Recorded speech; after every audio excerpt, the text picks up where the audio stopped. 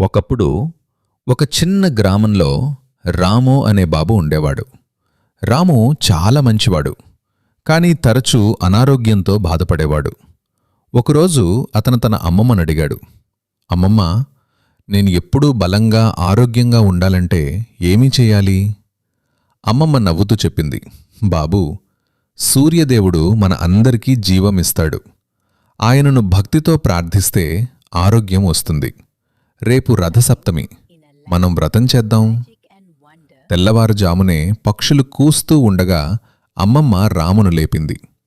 రాము స్నానం చేశాడు, కొత్త బట్టలు వేసుకున్నాడు. వీళ్ళిద్దరూ బయటకు వచ్చారు. ఎర్రటి సూర్యుడు ఆకాశంలో ఉదయించాడు.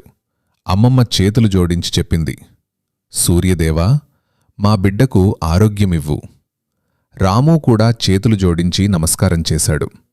నీళ్లతో అర్ఘ్యమిచ్చాడు, పూలు సమర్పించాడు. కొన్ని రోజులు ఇలా ప్రతిరోజూ ప్రార్థన చేశాడు. మెల్లగా రాము బలంగా మారాడు.